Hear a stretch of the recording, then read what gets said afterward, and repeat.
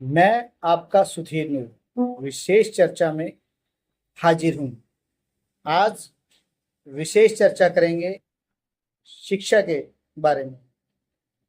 हरियाणा सरकार को लेकर शिक्षा पर बड़े बड़े दावे किए जाते हैं। उच्च शिक्षा में निरंतर बड़ी बड़ी बातें की जाती हैं। उच्च शिक्षा के हालात कैसे हैं, उच्च शिक्षा कैसे दी जा रही है, या उच्च शिक्षा हम कैसे प्राप्त करते हैं। उच्च शिक्षा प्राप्त करने के लिए जो उच्च स्तरीय हमारे कॉलेज हैं, यूनिवर्सिटीज हैं या विश्वविद्यालय हैं, उनके द्वारा दी जा रही सुविधाओं के बारे में हम आज आपसे बात करेंगे।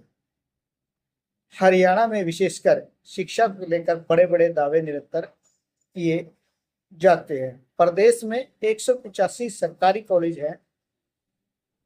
इनमें स्टाफ के 11,117 पद, लेकिन नियमित कर्मचारी 5,598 हैं।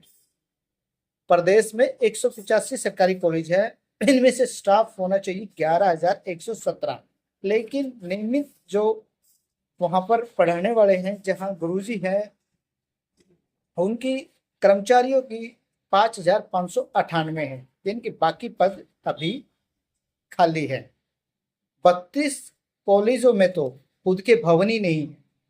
हरियाणा में 32 कॉलेज ऐसे हैं जिनका अपना भवन नहीं है और उनकी पढ़ाई स्कूलों, मंदिरों व अन्य जगह पर उपलब्ध भवन करवा के उनकी पढ़ाई कराई जाती है।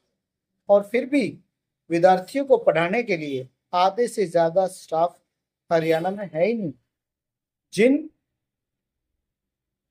चुनावी दावों में, चुनावी वादों में, या जहां पर कॉलेज की डिमांड आती है कि हमारे गांव में, हमारे शहर में, हमारे कस्बे में कॉलेज होना चाहिए, बच्चों को बहुत दिक्कत आ रही है शहर जाने में, तो वहां आनन फानन में कॉलेज की बिल्डिंग तो बना दी जाती है, कॉलेज की घोषणा तो कर दी जाती है, पर कॉलेज को जहां शिफ्ट किया जाता है बगैर बिल्डिंग के, वहां बहुत जर्जर हालात हैं। बहुत जर्जर हालात हैं। जहां हिसार के मंगाली में टीन के नीचे जो लोहे का टीन है, तो वहां पर कक्षाएं लगती है। जर्जर में एक कॉलेज की जो कक्षाएं हैं, वो उसके जो हालात है बहुत ही बदतर है।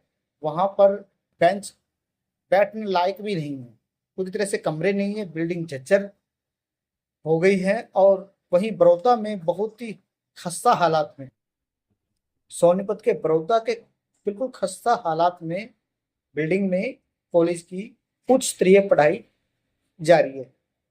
हरियाणा में उच्च शिक्षा के हालात बहुत ही निचले स्तर पर है, बहुत ही निम्न स्तर पर है।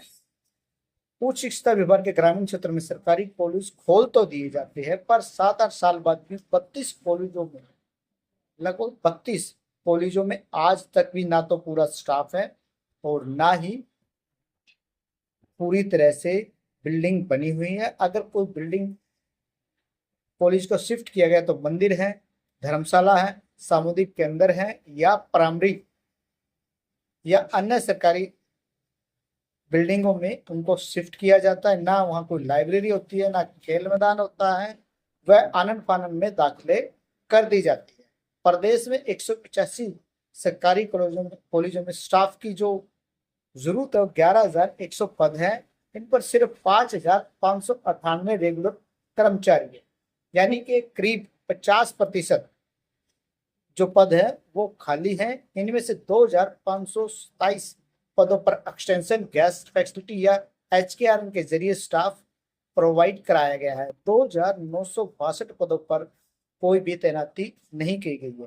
प्राचार्य के 95 पद, असिस्टेंट प्रोफेसर का 2,800, ग्रुप सी कर्मचारी को 753 पद अब भी हरियाणा प्रदेश में खाली पड़े हैं। 60 सीटों से भी खाली प्लास्टिक की कुर्सियों पर पढ़ाई। हिसार के अगरवा में राजकीय कॉलेज 2020 से शुरू है। यह राजकीय वरिष्ठ माध्यमिक स्कूल में 8 कमरों में चलाया जा रहा है।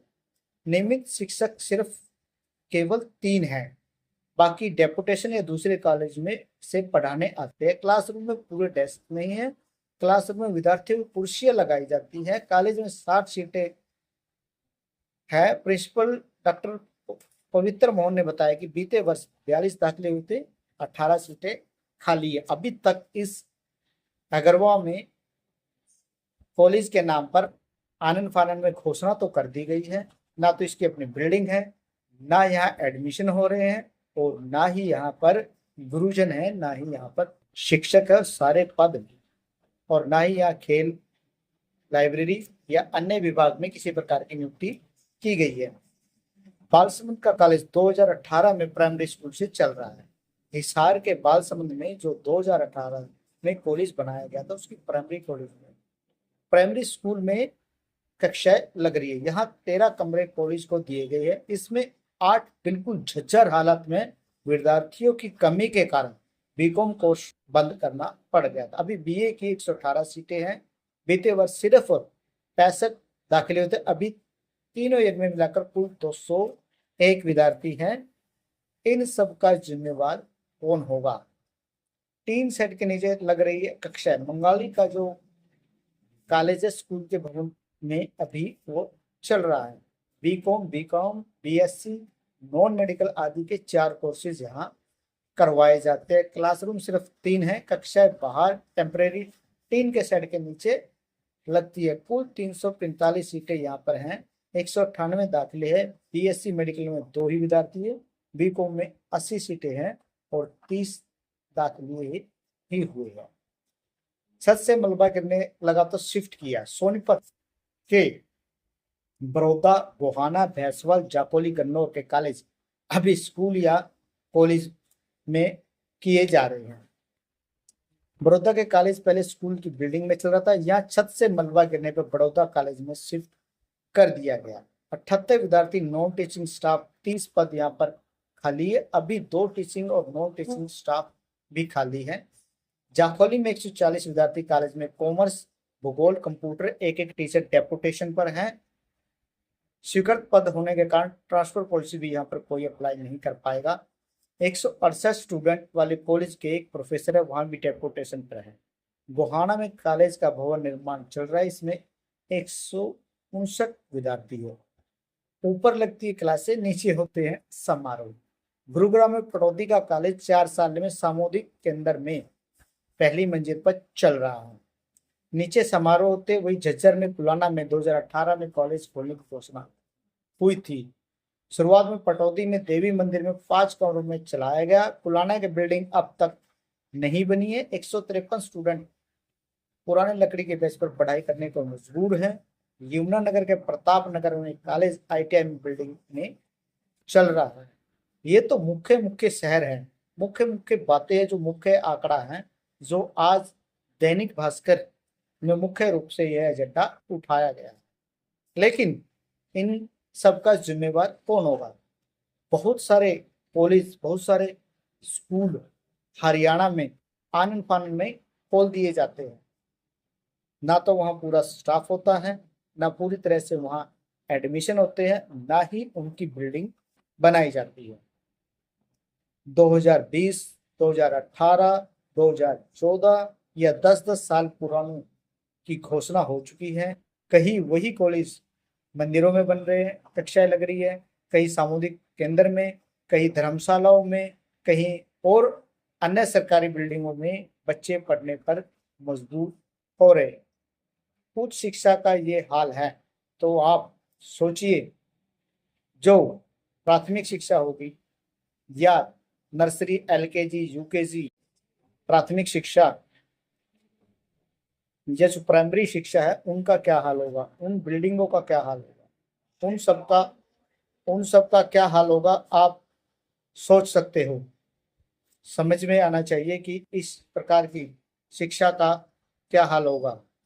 जब तक हम सरकार और आप उच्च शिक्षा और प्राइमरी शिक्षा के प्रति सचेत नहीं होंगे और हम सब मिलकर शिक्षा के प्रति सचेत होकर हम सब इन सब पर काम नहीं हो गए, तो निरंतर सरकार के द्वारा शिक्षा से ऐसे ही आंकड़े हमारे सामने आते रहेंगे और हम समय समय पर हर शाम आपके लिए जो जरूरी है, विशेष चर्चा में हर रोज आपके साथ शाम 6 से 7 बजे के बीच में हाजिर रहेंगे और आपको विशेष चर्चा में विशेष बात जो आपके लिए जरूरी है, जो आपके लिए जानना जरूरी है, वो बात आपके साथ हम विशेष साझा करेंगे।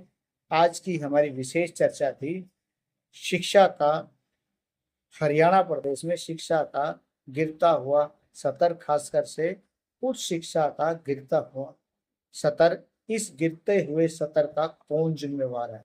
आप, हम या सरकारी तंत्र, सरकारी प्रणाली? इस पर सोचिएगा जरूर कि हम हमारे बच्चों का भविष्य कैसे तय करें। जब उच्च शिक्षा का ये हाल है तो प्राइमरी शिक्षा का क्या हाल होगा? क्या सरकार की जिम्मेवारी नहीं है कि हमारे बच्चों को, हम सबके बच्चों को उच्च शिक्षा का वो सभी साधन दे? अच्छी सी ई लाइब्रेरी हो, खेल मैदान हो, सुंदर भवन हो और सुसज्जित जो है पूरा का पूरा साफ प्रोवाइड हो। शिक्षा का वो माहौल बने जो एक बच्चे को चाहिए। ये उच्च शिक्षा ही नहीं, प्राइमरी और प्राइमरी शिक्षा से लेकर उच्च शिक्षा तक हर वो चीज बच्चे को मिलनी चाहिए जिसका वो हकदार है। आपके साथ हम निरंतर विशेष चर्चा में सामाजिक, धार्मिक, राजनीतिक, शैक्षणिक, औद्योगिक व आपके आसपास होने वाली विशेष बातों पर विशेष चर्चा के साथ हाजिर रहेंगे। मैं आपका अपना सुधीर नूर। आप हमारे फेसबुक पेज और YouTube channel non stop Haryanvi news को लाइक, शेयर और सब्सक्राइब जरूर करें ताकि आपको ज्यादा से ज्यादा विशेष चर्चा में सरकार के द्वारा किए गए विकास कार्य और आपके पर क्या उनका प्रभाव पड़ता है, नेगेटिव या पॉजिटिव, आपके साथ विशेष चर्चा में हम हाजिर होते रहेंगे।